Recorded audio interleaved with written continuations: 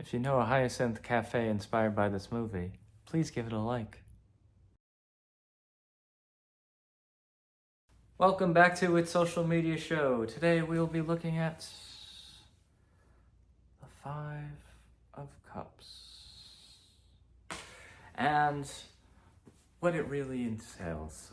This card has a guy looking down and he's really upset about these three cups. He's lost taste for it. It's not his anymore. However, the card's telling you to be grateful. If you look, there's two cups behind him. There's also a bridge and a castle. So stop mourning certain losses and, don't forget to turn around. Be humble. Don't be stuck in a fixed state. Today's film has a lot to do with the Five of Cups. In fact, this character is played by Yuzo in 1947's One Wonderful Sunday, directed by Akira Kurosawa. This is probably one of my favorite of his films just because it's much smaller in its scale and it's contemporary. Kind of like Spielberg's contemporary Terminal. This was very contemporary of its times. This is a post-World War II movie, and it is also...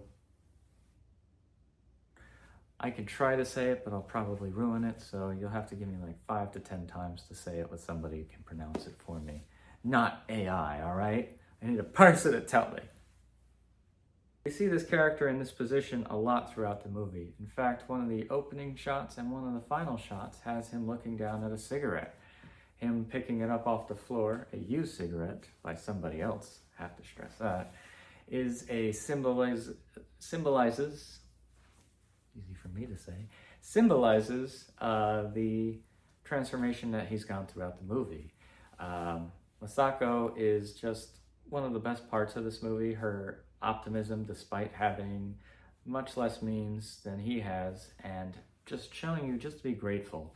And what this movie really does, it's just being grateful. And they don't have a lot of yen. There's not many places for them to do, and they're engaged. And they only get to see each other one day a week. So they really try to make the most of this, and it is One Wonderful Sunday. For me, one of the peaks is them at the Hyacinth Cafe that they imagine, and they start pretending that they have a cafe. Just imagine kids doing that in 2024. Not kids, just imagine anyone doing that. Not very likely, but it's okay. And then the other best scene would have to be when Sako, tired of this, just starts yelling at the audience for the applause. Just give us some applause. He needs it. And then the characters hear the applause that's supposed to happen. I usually clap when I'm by myself. I feel like I have to. Audiences originally didn't understand the concept. However, it was later revealed that other audiences understood it a little bit better. So, the more you know. It's a playlist. I want to go over some of the tracks that I picked, so maybe people will actually try listening to it. Maybe that'll help. So we have You Burn Me Up Like a Cigarette, which is sang by Daryl Hall, but it's on a Robert Fripp album. This is when Peter Gabriel, Robert Fripp, and Daryl Hall were kind of around each other at the same time and had a few albums come out. Another good song that I have would be from this album, but this isn't on streaming, so you have to either find this on a CD or a vinyl and listen to it that way. But the track I Only Have Eyes for You, one of the best covers I've ever heard, and perfect song for Yuzo and Masako. Just The Story of a Young Heart, which is the title track off of the Flock of Seagulls' third album, Story of a Young Heart. Pretty good song. This was once presented to me by a man who was very happy, and he said, "This album has no business being this good." I tend to agree. I think you'll like this track a lot. I Know It's Over by the Smiths. If you're just really feeling down and you want some real trauma rock, geez, this one really hits home.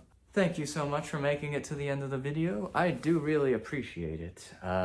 We are going to continue our way through the tarot, and next time, hopefully, we'll be doing something from a different decade.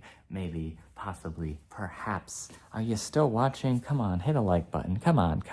Ooh, oh. Oh.